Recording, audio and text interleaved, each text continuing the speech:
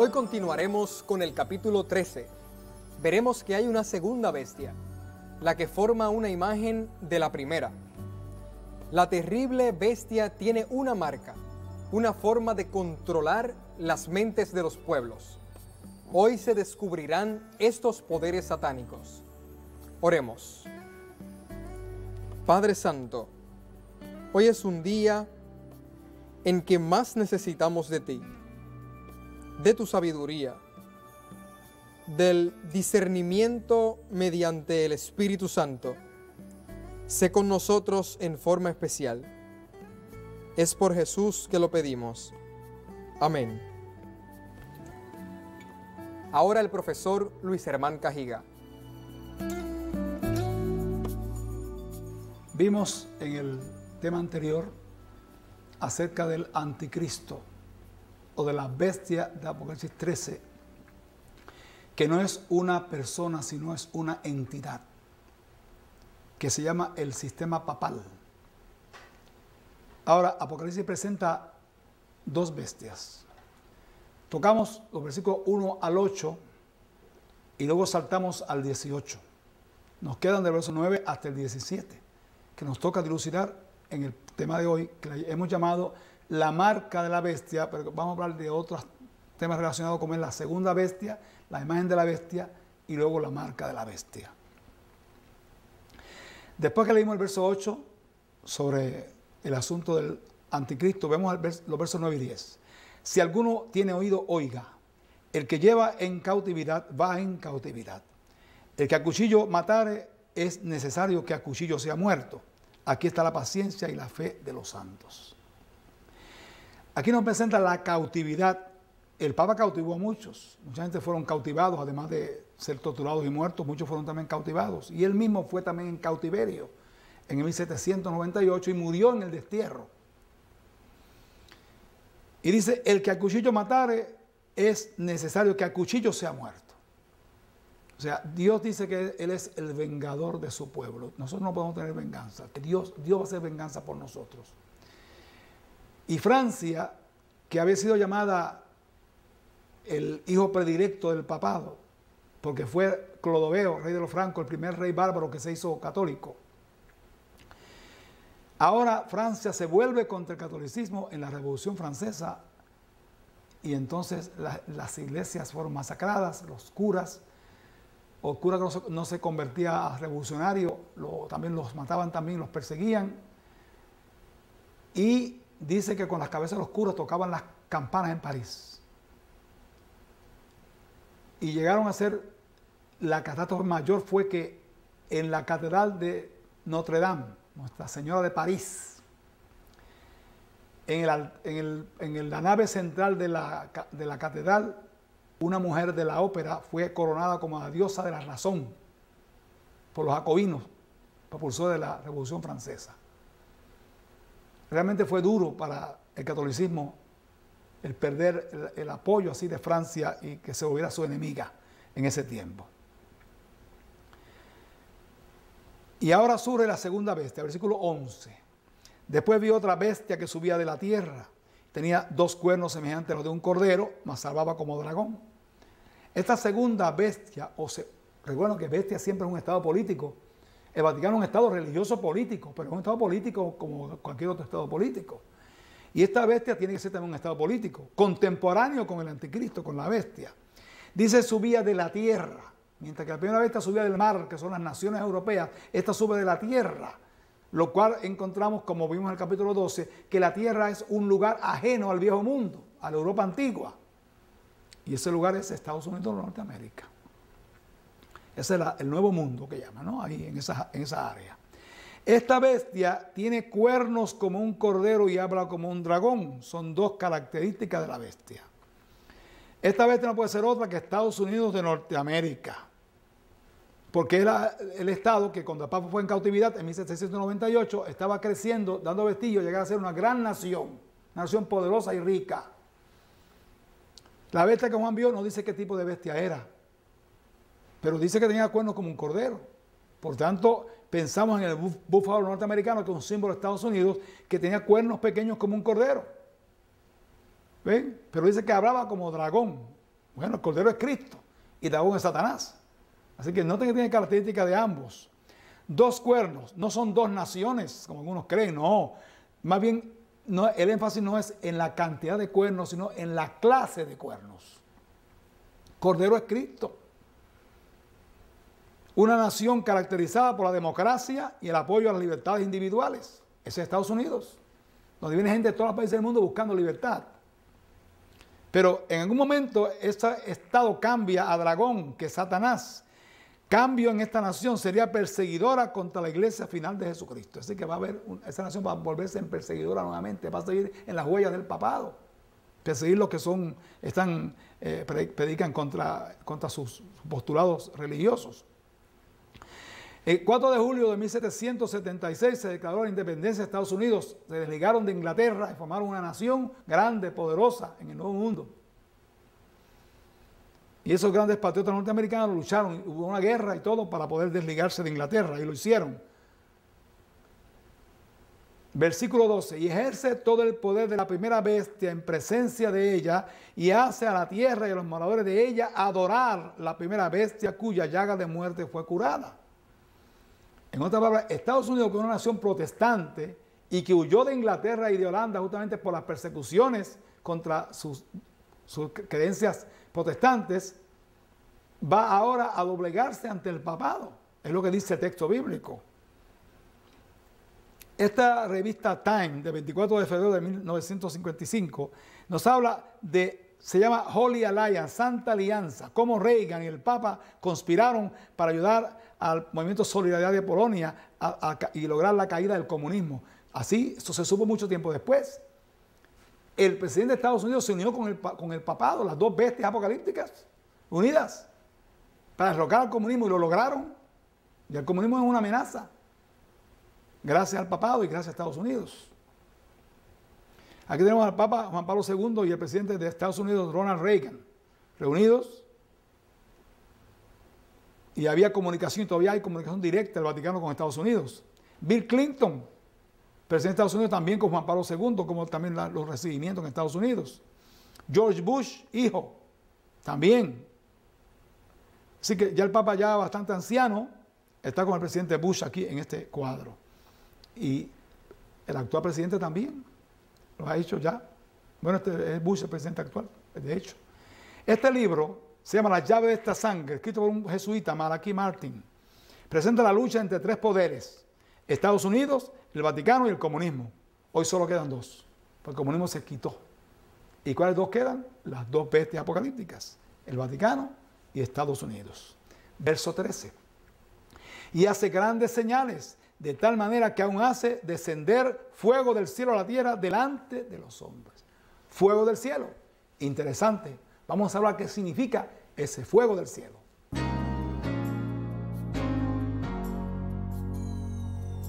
Dice la profecía que esta segunda bestia, que es Estados Unidos, hace señales, grandes señales, milagros. Y aún hace descender fuego del cielo a la tierra delante de los hombres. Yo no descarto que podría haber algo de literal, pero prefiero creer que es un símbolo. Fuego del cielo. Fuego del cielo. En Pentecostés descendieron lengua de fuego sobre los discípulos, indicando que estaban llenos del poder del Espíritu Santo para comenzar la obra de la iglesia. Ahora bien, entonces el fuego es uno de los símbolos del Espíritu Santo, el fuego. ¿Qué entonces nos quiere decir la profecía? Que en Estados Unidos iba a haber un movimiento que pretendía descender fuego del cielo, que pretende que el Espíritu Santo ha descendido a la tierra. Y ese movimiento es el movimiento del pentecostalismo. Este movimiento, que comenzó o se solidificó en el 1902 en Estados Unidos, pretende que para poder ser lleno del Espíritu Santo hay que hablar lenguas. ¿Y qué es para esta gente el hablar lenguas? Sencillamente un momento de supuesto éxtasis, que yo creo que la mayoría de las veces es fabricado. Comienzan a hablar unas palabras como una jeringonza, unas palabras raras, pretendiendo que tienen el don de lenguas bíblico. Vamos a hablar un poquito de eso. Jesús dijo en Marcos 16, 17, y estas señales seguirán a los que creyeren. En mi nombre echarán fuera demonios, hablarán nuevas lenguas. Bueno, ahí tenemos un apoyo bíblico. Hablar nuevas lenguas. Bueno, ¿y qué son nuevas lenguas? Vamos a continuar leyendo, interesante aquí en la profecía bíblica. Hechos 2, 1 y 2. Y como se cumplieron los días de Pentecostés, estaban todos unánimes juntos, y de repente vino un estruendo del cielo como de un viento recio que corría, el cual hinchió toda la casa donde estaban sentados. Eran 120 en el aposento alto. Estaban reunidos y de pronto vino el Espíritu Santo en Pentecostés y hubo un estruendo del cielo. Amigos, el estruendo no lo hicieron los apóstoles y discípulos. El estruendo vino del cielo. Porque en esta iglesia hacen mucho estruendo, pero no viene del cielo, lo hacen ellos mismos, con su gritería y sus alborotos. Hechos 2:3. Y se les aparecieron lenguas repartidas como de fuego, que se asentó sobre cada uno de ellos. Interesante. Unas llamitas en la cabeza de cada uno de ellos, demostrando que estaban llenos del Espíritu Santo. ¿Cómo continúa ahora? Verso 4. Y fueron todos llenos del Espíritu Santo y comenzaron a hablar en otras lenguas como el Espíritu les daba que hablasen. Esto está bueno. Entonces las lenguas son verdad, es cierto lo de las lenguas, porque dice que comenzó a hablar en otras lenguas. La peor falta de mis hermanos pentecostales en la iglesia de avivamiento es que se quedan en el verso 4 y no siguen leyendo. ¿Ven? Y cuando usted continúa leyendo, va a ver lo siguiente. Vamos los textos que esta gente pasa por alto. Hechos 2, 5 y 6. Moraban entonces en Jerusalén judíos, varones religiosos de todas las naciones debajo del cielo. Y hecho este estruendo, se juntó a la multitud y estaban confusos porque cada uno les oía hablar su propia lengua. Ustedes han oído que es la diáspora. La diáspora son los judíos que viven en diferentes naciones. De vez en cuando se reúnen en Jerusalén, se reúnen en su nación, pero ellos crecen en esas naciones y crecen con sus lenguas.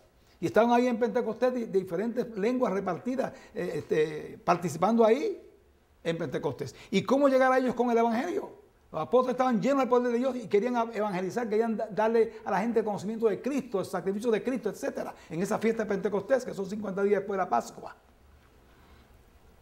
Pero dice, versos 5 y 6, moraban entonces en Jerusalén judíos, varones religiosos de todas las naciones bajo el cielo. ¿Y qué dice cada uno? Iba a hablar su propia lengua. Noten ustedes que es una lengua existente. Son lenguas reales, no lenguas embusteras. Lengua de verdad. Hechos 2, 7 y 8. Y estaban atónitos y maravillados diciendo, he aquí no son galileos todos estos que hablan. ¿Cómo pues les oímos nosotros hablar cada uno en nuestra lengua en que somos nacidos? Entonces, ¿qué son las lenguas? Entonces, no, son idiomas sencillamente. Idiomas que la gente habla. Y de pronto esos 120, llenos del Espíritu Santo, comenzaron a hablar en diferentes lenguas. No todos a la vez en una lengua diferente, sino que me imagino que se agruparían, ¿no? Uno hablaba en una lengua, otro otra, y como eran 120, grupitos de 8 o 10 más o menos, con toda la gente, fueron poco a poco hablando, dándose a entender lo que Pedro predicó en arameo o en hebreo. Ellos lo tradujeron entonces a su propia lengua y todo el mundo pudo ser evangelizado, recibiendo el mensaje de Cristo. Hechos 29 al 11, seguimos leyendo. Partos y medos y elamitas, y los que habitamos en Mesopotamia, en Judea y en Capadocia, en el Ponto, en el Asia, en Frigia, en Panfilia, en Egipto, en las otras partes de África que está de la otra parte de Cirene, y romanos extranjeros, tanto judíos como convertidos, cretenses y árabes, les oímos hablar en nuestras lenguas las maravillas de Dios. ¿Qué te le parece si usted fuera de pronto a un país, digamos, a Rusia? Usted estuviera en la Plaza Roja, ahí frente al Kremlin o frente a la iglesia que está ahí bien bonita, bizantina, preciosa, la iglesia de San Basilio. Y de pronto usted está ahí y oye de pronto viene de pronto un grupo de rusos y usted quiere predicar el evangelio a ellos, pero usted no sabe ruso. Pero de pronto el Espíritu Santo está sobre usted y le hace a usted hablar ruso, perfecto. Y la gente escucha. O Dios puede hacer otra cosa más también. hacer que usted hable en inglés o en español y alguien ruso, de pronto, sin saber español o inglés, traduzca lo que usted dice al ruso. Eso puede pasar. Donde interpretación de lengua, dice San Pablo. Es decir, que no confundan ustedes, hermanos. Hablar lenguas no es pararse y comenzar a decir 2 o 3 palabritas locas ahí. No, hermanos, no. Eso no es hablar lenguas. Hablar lenguas es hablar idiomas reales que existan. Y aquí está en este mapa, ven ustedes aquí Jerusalén y ven ustedes los diferentes países de alrededor de Jerusalén que estaban ahí en la fiesta de Pentecostés y que escucharon en sus lenguas el mensaje de Dios. La frase nuevas lenguas, otras lenguas, su propia lengua, nuestra lengua en que somos nacidos, son más que claras, que se refiere a idiomas existentes, los cuales eran entendidos por las gentes que los conocían. Una vez yo escuché por la radio a una persona pentecostal que estuvo en Rusia. Y le preguntaron, ¿y cómo tú te hiciste entender con los rusos? Y yo dije, aquí va a decir que hablo ruso. Hablo lengua rusa. Dice, no, pues yo hablé en inglés y uno que sabía inglés trataba el ruso. Que hubiera notado ahí que realmente hablaba lengua ahí, pero nada. No fue tal cosa. Hubo intérprete, pero no intérprete por el espíritu, sino intérprete porque sabía la lengua, ¿no? Los capítulos 12 y 14 de la primera epístola de Pablo a los Corintios han sido mal interpretados para acomodarlos al concepto falso de las lenguas. Pero un análisis cuidadoso de su contenido nos llevará a la verdad sobre el asunto. ¿Y cuál es esa verdad? Vamos a ver. Corinto. Corinto es una ciudad, como ustedes ven en el mapa, tenía un doble puerto. A ambos lados había puerto, ¿no? Estaba ahí, justamente ahí en Grecia. Era una ciudad comercial. Había colonias de diferentes países ahí. Una sola iglesia de habla griega. Y había un monopolio de unos pocos en los cultos. O sea, los que hablaban un idioma, de pronto, como era un poquito más, pues hacían el culto, cantaban y oraban y testificaban y predicaban en su idioma. Y hacía que entonces la gente, no todo el mundo entendía. Y Pablo dice, 1 Corintios 12, 8 al 10, porque la verdad a este es dada por el Espíritu palabra de sabiduría, a otro palabra de ciencia, según el mismo Espíritu, a otro fe por el mismo Espíritu, y a otros dones de sanidades por el mismo Espíritu, a otra operación de milagros, y a otra profecía, y a otra discreción de espíritus, y a otros géneros de lenguas, y a otra interpretación de lenguas. Ahí ven ustedes que están todos los dones ahí que Pablo menciona, dones y ministerios. Y entre esos dones está el don de géneros de lenguas e interpretación de lenguas. 1 Corintios 14. Porque el que habla en lenguas no habla a los hombres, sino a Dios. Porque nadie le entiende, aunque en espíritu hable misterios. Oh, ese versículo les gusta mucho a los hermanos pentecostales. El versículo 4. El que habla lengua extraña, a sí mismo se edifica. Mas el que profetiza, edifica a la iglesia. Oh, también les gusta ese versículo. Y el 14. Porque si yo orara en lengua desconocida, mi espíritu ora, mas mi entendimiento es sin fruto. ¿Qué quieren decir ellos? Vamos a ver el versículo 2. No habla a los hombres, sino a Dios. Entonces se ponen a hablar ahí y empiezan a hablar en esta jeringonza que dice que son lenguas. Y entonces, ¿qué están hablando y qué con Dios? Hermano, ¿y desde cuándo Dios necesita una lengua específica para hablar con Él? ¿Dios entiende todas las lenguas? No es cierto. Usted está susurra, usted con el pensamiento usted puede hablar con Dios.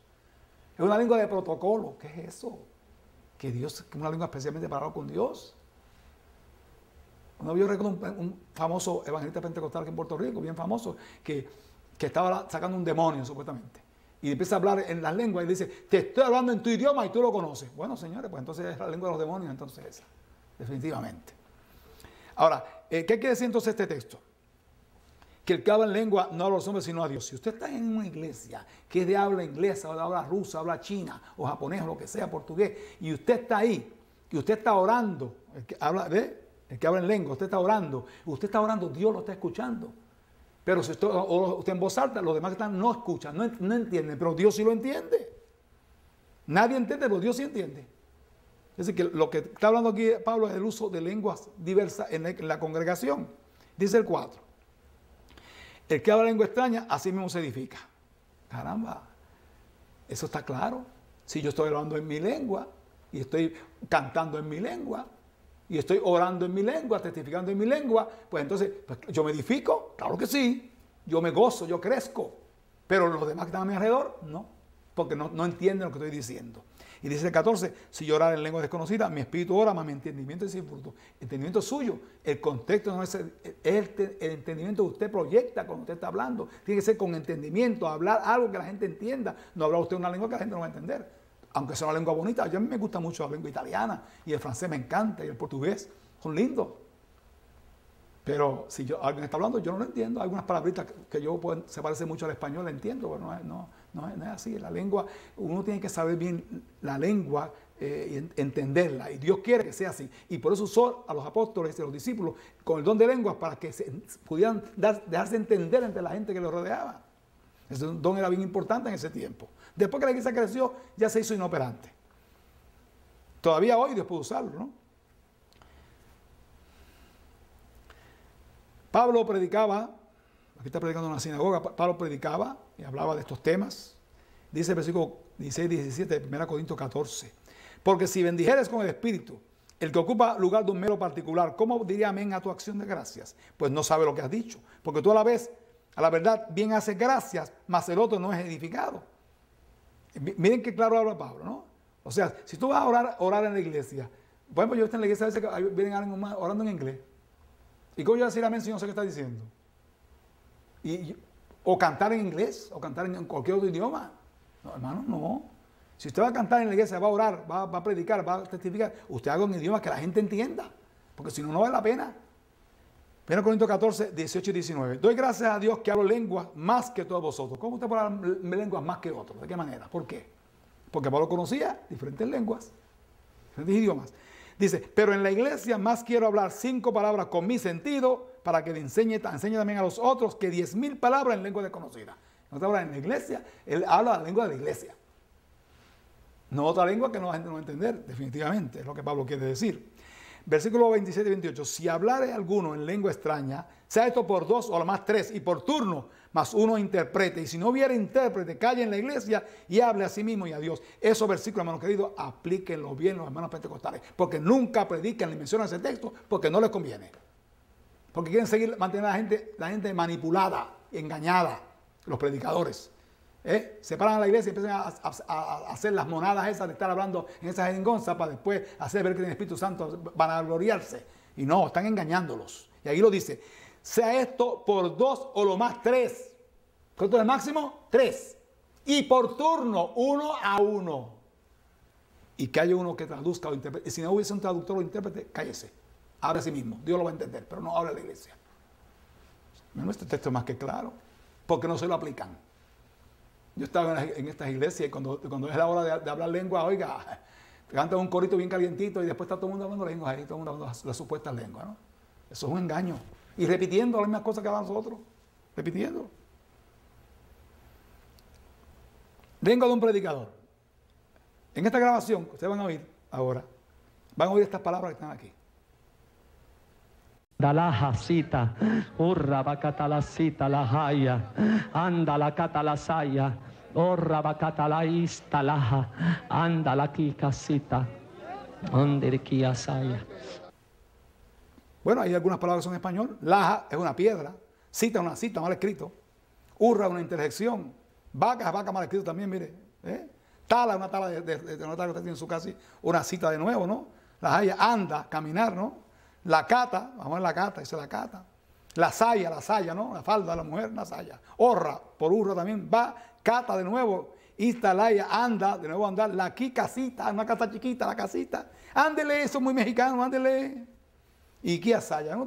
Son para fonemas castellanos, para engañar a la gente. Las ponen ese revolú ahí para llamar la atención.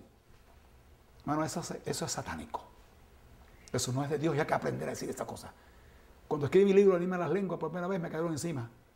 Pero finalmente muchos pentecostales han despertado, se han dado cuenta del engaño que han estado y han aceptado la verdad. Gloria a Dios. Supuestas lenguas que hablan algunos predicadores. El G, quizás ustedes se acuerdan de él. Ese se pasaba repitiendo el día entero hablando y repitiendo. Si la haya sama, asa haya maquila, urra la haya y la saya. Oiga, lo repetía y repetía hasta la saciedad, repetía. El otro, la R. Yendocaba, Shenda, Lava, Talayama, Ema la Cava, Toya, Maya, Lemanso, Remalaya, Tolema, Talamasaya. Si me está oyendo ese señor, sabe que habla esas cosas aquí, esos disparates, esas loqueras. Y el otro Y, ese es el más famoso. Dice, Samala Kaya Samala Raza, Kima, Marrakala Hai Somala, Kamakia Sobala, Ramaya Hala Lukubaya. Esto es un engaño, hermanos, es un engaño. Hablaremos más.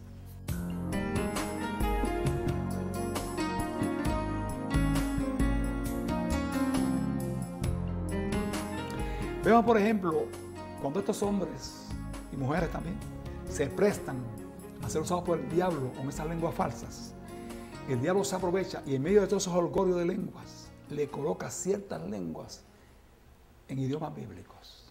Por ejemplo, Abashama Lava. ¿Sabe que lo dicen por ahí todo el mundo? ¿Verdad que sí? Abashama Lava. Pues bien, Abba quiere decir padre, Shama quiere decir desierto y Lava león rugiente. ¿Sí? El padre es desierto, león rugiente, es decir, que asocia al padre con el diablo. Otro más, Isha Basa Abashata. Eso que Isha quiere decir mujer o iglesia, Basa corta en pedazos, Abba al padre y Shata ponlo a un lado. O sea, mujer o iglesia corta en pedazos al padre y ponlo a un lado. Abashama la yaja, padre desierto indecente. Y dice, y el diablo se ríe porque están blasfemando a Dios y todo el mundo, aleluya, gloria a Dios. Alguien blasfemando el nombre de Dios ahí. Hay un caso escrito en un libro que se llama Praise the Lord, escrito por un ex pastor pentecostal, hoy se goza en la fe adventista. Y él dice que una vez fue una pareja de japoneses a la iglesia, a una iglesia, y el pastor le dijo, mira, aquí se habla lenguas. ¿Y qué es eso? Pues hablar lenguas, ya usted verá qué es eso. Y se sentó el japonés con su esposa a escuchar el servicio y de pronto comenzaron las lenguas, las cosas en la iglesia. Al final del culto le dice el pastor, ¿ve usted que aquí se habla lengua? Dice, sí, aquel hermano habló perfecto japonés que es la lengua mía, pero dijo cosas tan feas de Dios que yo no quiero repetirlas. Eso es peligroso, hermanos. El caso del pastor Juan Ramón Ondal, pastor adventista. Un pastor se empeñó que fuera a la iglesia. Vaya, mire, aquí se habla lengua, usted verá. Dice, yo no creo en esas cosas, para que no venga, yo quiero que usted venga. Y tanto estuvo que el pastor accedió y fue a la iglesia. Se sentó al frente. Y de pronto, cuando empezaron los asuntos de las lenguas, el pastor se levantó enfadado y se fue a la parte de atrás y hizo, en el nombre de Cristo se calla todo el mundo. Y todo el mundo se cayó. Y el pastor viene corriendo donde él dice, ¿cómo usted se ha atrevido a parar al Espíritu Santo? Dice, no, por eso es que lo paré, porque eso no es el Espíritu Santo. Si es el Espíritu Santo, ¿quién lo puede parar? Evidentemente eso no es de Dios. Así que, bueno, vuelvo y digo, usted estudie, grabe. Yo uso una graba ahorita y grabe las lenguas. Vea usted que lo mismo que dicen hoy, lo dicen mañana, lo repiten, lo siguen repitiendo, las mismas cosas. Y dice que viene a levantar alguien a traducir, a interpretar lo que dijo el disparate. Entonces, el disparatero segundo dice a otro el disparate que el otro es que supuestamente dijo en su idioma, y todo es mentira. Una sarta de mentiras y engaños. No se dejen engañar, hermanos. Crea la palabra de Dios y no crean esos engañadores, definitivamente.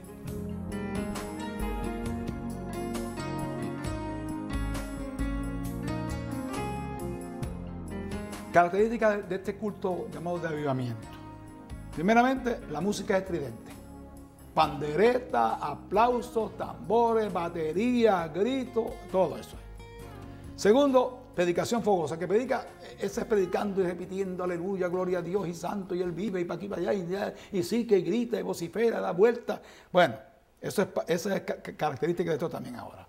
Alabanza repetitiva, un coro lo cantan 8, 10, 15, 20 veces, y repiten el corito, ¿no? Y luego, oración en masa. El hermano va a orar, el hermano se levanta a orar, empieza a orar, y después sigue todo el mundo detrás de él, hablando también a la vez. A la misma vez, todo el mundo hablando juntos. Eso es un holgorio increíble. Y luego las falsas lenguas. Con todo eso unido forma un culto característico pentecostal. No podemos decir que todos los pentecostales son engañadores, que son falsos, que son malos. No. Yo conozco pentecostales que son personas nobles, buenos cristianos, muy buenos cristianos. Y si mueren hoy, son sellados a salvación en Cristo Jesús. Porque yo no creo que la salvación es prerrogativa de un grupo específico. Donde quiera Dios tiene gente sincera y buena. Tengo muchos amigos pentecostales, pastores pentecostales, amigos míos, que yo aprecio con el alma, pero yo, porque los amo, les digo que si usted ha sido usado con ese asunto de la lengua, abandone eso, pídale perdón al Señor y busque de Dios, porque eso no es de Dios. Nadie que se aventure a hablar esas jeringonzas, así que son lenguas, está con Dios. Eso no es de Dios, sencillamente. Y yo, perdónenme mi sinceridad, pero es así, hermanos. Juan 17, 17, dice Jesús, tu palabra es verdad. Vamos a seguir la palabra de nuestro Dios.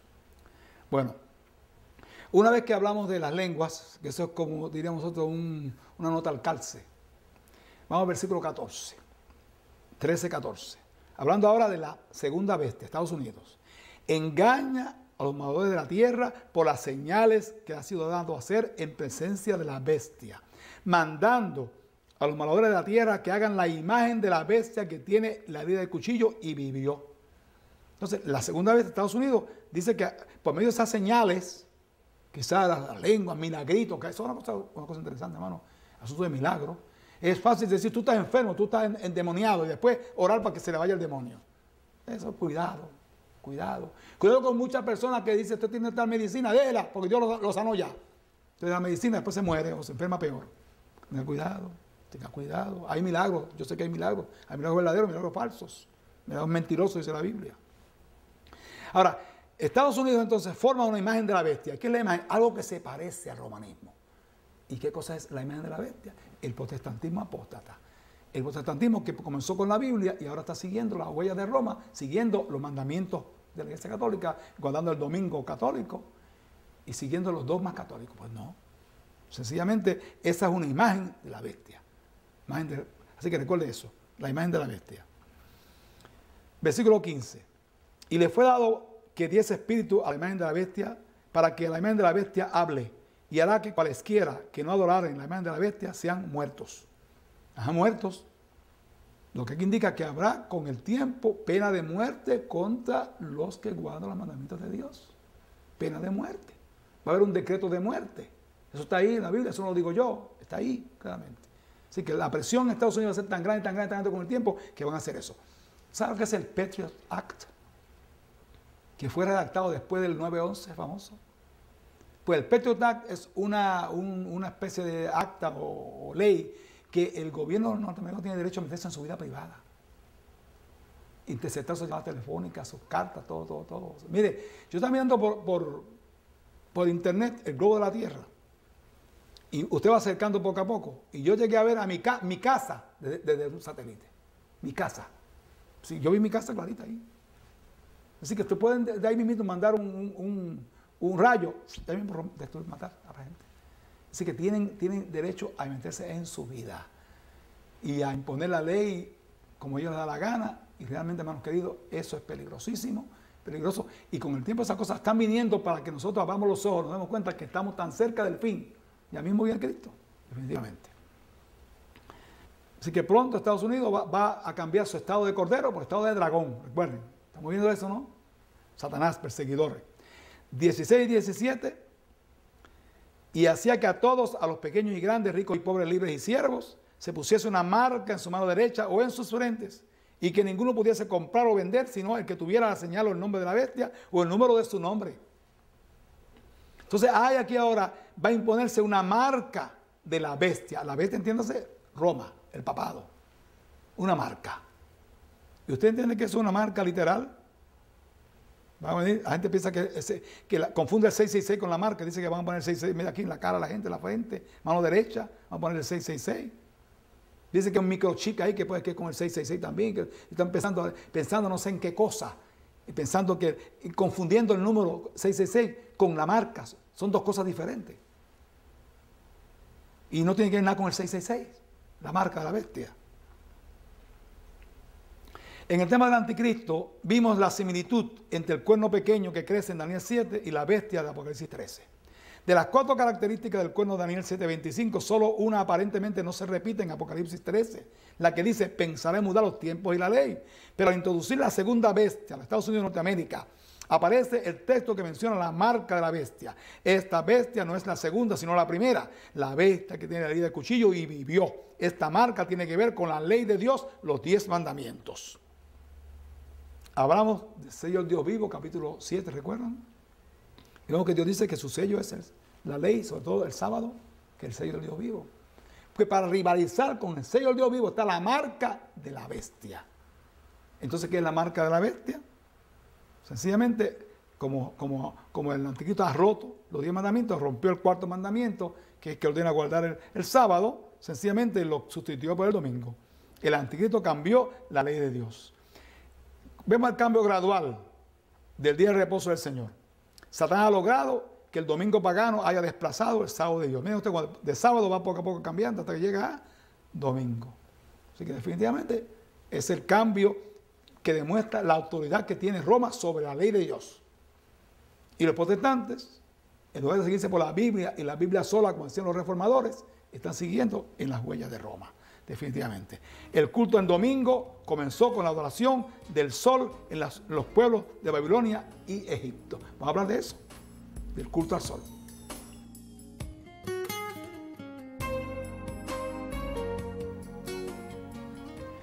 El culto en domingo, o el día del sol, el primer día de la semana, comenzó con la adoración del sol en los pueblos de Babilonia y Egipto.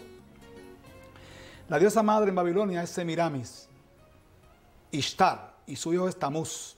En Egipto es Isis y su hijo es Osiris. En Roma es Venus y Adonis. En Fenicia es Astarot y Baal. O sea, el mito de una diosa madre ha pasado en todas las civilizaciones. La diosa madre, o madre de los dioses, que en este caso era Semiramis. Y ese culto pasó todo, y en los tiempos de Cristo estaba en todo su apogeo en la cultura grecorromana. El culto a la diosa madre se introdujo en el cristianismo mediante el culto a María como la madre de Dios. Este culto vino junto con el domingo, ya desde mediados del siglo II. Vienen paralelos. En Persia se proliferó el culto al dios Mitra y se dedicó el primer día de la semana. Como este dios pagano se relaciona con el sol, su día se llama el venerable día del sol. Aún hoy, en el idioma inglés, el domingo es llamado Sunday, que quiere decir día del sol. Así que no olviden del mitraísmo que influyó. El profeta Ezequiel vaticinó la introducción del culto al sol en medio del pueblo de Israel. Indica que vio a 25 varones encorvados al nacimiento del sol. Ezequiel 8:17. Así que el culto al sol ha llegado no directamente adorando al sol, sino por medio del día del sol. ¿Menciona la Biblia el domingo? Sí, lo menciona solamente 8 veces y lo llama primer día de la semana porque se conoce con números, días numéricos. El único día que tiene un nombre sagrado es el sábado, séptimo día. Y el sexto día se llama también el Parasebe o el día de la preparación. Así que el día tiene también ese nombre. Vamos a ver esos 8 textos, a ver qué dicen. Mateo 28:1. Mateo 28, versículo 1. Y la víspera del sábado, que amanece para el primer día de la semana, vino María Magdalena y la otra María a ver el sepulcro. ¿Dice ahí que hay que guardar el domingo, primer día de la semana? Lo absoluto. Segundo texto, Marcos 16, 1 y 2. Y como pasó el sábado, María Magdalena y María, madre de Jacobo y Salomé, compraron drogas aromáticas para venir a ungirle, y muy de mañana, el primer día de la semana, vienen al sepulcro. Lo mismo, de nuevo, acontecimiento de la resurrección de Jesús, pero no dice nada que se guarde ese día, en lo absoluto. El 3, Marcos 16, 9. Mas como Jesús resucitó por la mañana, el primer día de la semana, apareció primeramente a María Magdalena. Tampoco dice nada de ningún culto. 4, Lucas 24:1. Y el primer día de la semana, muy de mañana, las mujeres vinieron al sepulcro y hallaron la piedra revuelta del sepulcro. Notemos que esto es una repetición, Juan 20:1. Y el primer día de la semana, María Magdalena vino de la mañana siendo aún oscuro al sepulcro. El 6, Juan 20:19. Y como fue tarde noche aquel día, el primero de la semana, estaban los discípulos juntos por medio de los judíos. Estaban juntos, estaban reunidos. Interesante, estaban reunidos. Una vez una señora metodista me dijo a mí, ¿de Huescaía que dice que estaban reunidos? Y digo, oye, por miedo, usted se reúne cualquier día, dice que están reunidos por miedo de los judíos. Me reúno lunes, martes, miércoles, jueves, viernes, cualquier día. Así que están reunidos por miedo y ni siquiera sabían, ellos no saben que Jesús había resucitado, así que esto no están celebrando ninguna resurrección de Jesús tampoco, así que tampoco el texto calla al respecto. Número 7, Hechos 27. Y el día primero de la semana, junto a los discípulos a partir el pan, Pablo les enseñaba habiendo de partir al día siguiente. El día primero de la semana hubo una reunión junto a los discípulos a partir el pan. ¿Era eso la comunión o la Eucaristía que veían por ahí? No, ellos partían el pan todos los días, dice la Biblia. Es una comida de amor, una despedida, una comida como hacemos en la iglesia todavía. Pablo iba, era una reunión de despedida, porque Pablo se iba al día siguiente y guardaron el sábado fielmente. Y luego el sábado por la noche, que ya empieza, después del sol ya empieza el domingo. Entonces hubo esa reunión de despedida de Pablo que se viera el día siguiente. Ese texto tampoco habla de ninguna santificación especial de día ninguno. Y el último, 1 Corintios 16, 1 y 2, en cuanto a la colecta para los santos, cada primer día de la semana, cada uno de vosotros aparte en su casa lo que pudiere. En su casa, que aparte en su casa. El primer día de la semana es más cómodo hacer el primer día de la semana que hacerlo en sábado. Y dice aquí una colecta que se hacía cada primer día de la semana. ¿Es que acaso santifica un día el hacer una colecta? Oye, yo conozco iglesias que hacen culto toda la noche, que recogen ofrenda toda la noche. Entonces el culto es, por eso es santo el día. Dice, es que todos los días son santos. Mire, eso no está en la Biblia. La Biblia dice que Dios santificó un día, el sábado, y lo bendijo. Así que no hay ningún otro día que tenga esa bendición. Que todos los días son buenos para orar, para ir a la iglesia, para hacer bien, para ayudar a la gente. Amén. Gloria a Dios, cierto. Pero no, el único día santificado y bendecido por Dios es el sábado, séptimo día de la semana. Este calendario de 1988 ponen aquí los días de la semana. Noten ustedes cuál es el séptimo día aquí. Domingo. Mire, domingo quedó como séptimo día. Oiga, usted puede que quede el séptimo día cualquier día de la semana si usted quiere, pero no es lo que la Biblia dice. El séptimo día es sábado, no es domingo. Así que ahora quieren engañar a la gente todavía un poco más y hacen ese calendario moderno ahora que ponen el domingo como séptimo día. Pero entonces, ¿qué pasa? ¿Por qué es que tienen el culto primer día de la semana? Porque Jesús resucitó el primer día de la semana. Y eso es bíblico, eso es verdad. En ningún sitio en la Biblia dice que por eso se guarda el día. En ningún sitio de la Biblia. Pero fue cierto que Jesús resucitó. El evento es correcto. Jesús resucitó el domingo por la mañana. Pero entonces ahora, como no pueden tener ninguna prueba bíblica en lo absoluto para guardar el domingo, ahora deben ahora el séptimo día domingo. ¿Pero qué pasa entonces? Jesús resucitó el primer día de la semana. ¿Y cuál es el primer día de la semana en este calendario? El lunes. Entonces Jesús resucitó el lunes, guarden entonces el lunes. Así que ellos mismos cayeron en su propia trampa.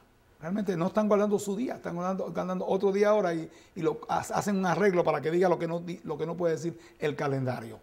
Estados Unidos va a hacer pronto una ley haciendo obligatorio el culto al domingo. Porque la marca de la bestia la impone la segunda bestia, no la primera. En honor a la primera, en honor a Roma, al papado, pero quien la hace es Estados Unidos, la segunda bestia. Y ya hay movimientos en Estados Unidos, movimientos religiosos protestantes, neopuritanos, que están luchando porque el domingo sea el día de culto oficial en Estados Unidos. Y aunque usted no lo crea, pronto eso va a pasar. Y cuando lo hagan, se van a acordar de mí.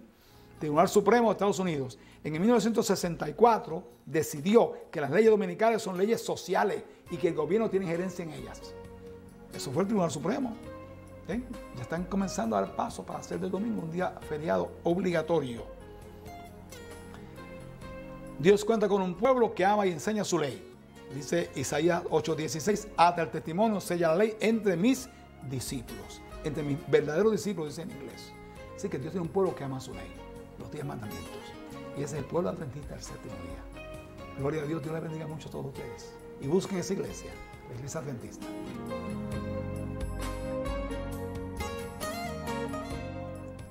Gracias damos a Dios por el tema de hoy. El próximo tema será el mensaje final.